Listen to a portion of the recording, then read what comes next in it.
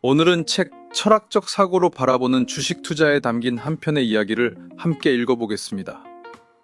첫 번째 장, 생각보다 쉬운 첫걸음에 담긴 이야기 중 의미를 두지 말아야 할 명언들이라는 이야기와 함께 해보겠습니다. 의미를 두지 말아야 할 명언들. 주식 투자 시장에 발을 들인 사람이라면 한 번쯤은 투자 명언들을 들어봤을 것이다. 아니, 투자자가 아니더라도 여러 경로를 통해 자연스럽게 접하게 되는 말들이다. 무릎에 사서 어깨에 팔아라. 싸게 사는 것이 중요하다 같은 말은 가장 대표적인 예다. 얼핏 보면 매우 단순하고 당연한 말처럼 들린다. 하지만 막상 투자를 시작해보면 싼 가격이 무엇인지부터 판단하기가 어렵다. 처음에는 판단이 어렵고 시간이 지나면 나아질 것 같지만 그렇지도 않다. 경험이 쌓인다고 해서 모두가 같은 기준으로 싼 가격을 판단할 수 있는 것도 아니다. 그렇다면 투자 고수들은 확신할 수 있을까? 유명한 투자자라면 그 기준을 명확히 알고 있을까? 이 질문에도 쉽게 답을 내리기는 어렵다. 또 다른 대표적인 말은 시장은 타이밍이 아니라 시간이다. 좋은 기업을 사서 오래 보유하라 같은 장기 투자 관련 명언들이다. 하지만 여기에도 단순하지 않은 문제가 존재한다. 내가 매수한 시점이 하락의 시작일 수도 있고 역사적 고점일 수도 있다. 투자에서의 시간은 항상 동일하게 흐르지만 그 결과는 전혀 다르게 나타난다. 특히 현실에서는 오래 보유하는 것이 항상 정답이 되지 않는다. 내가 돈이 필요한 시점이 하락의 바닥이라면 그것은 단순한 장기 투자의 부재가 아니라 매우 큰 리스크가 된다. 결국 시간만으로 모든 것을 해결할 수 있다는 말에도 한계는 존재한다. 좋은 기업을 오래 보유하라는 말 역시 마찬가지다.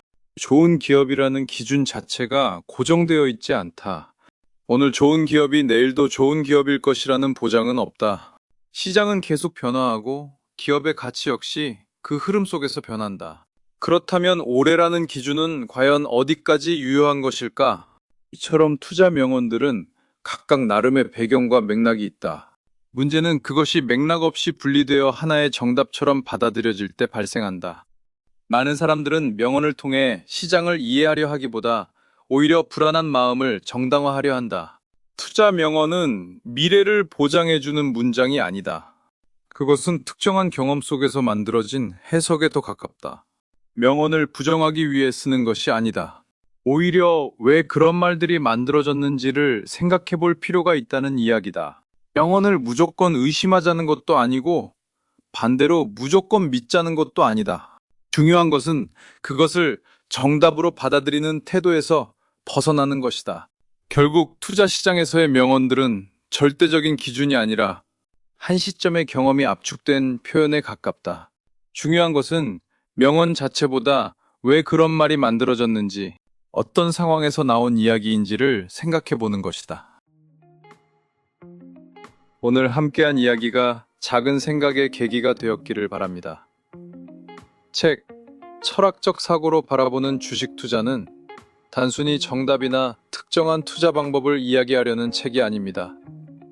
투자는 결국 시장을 이해하는 동시에 자신을 이해해가는 과정일지도 모릅니다. 그러한 생각을 바탕으로 오랜 시간 시장 안에서 경험한 흔들림과 고민, 그리고 그 과정에서 마주한 생각들을 이 책에 담아내고자 했습니다.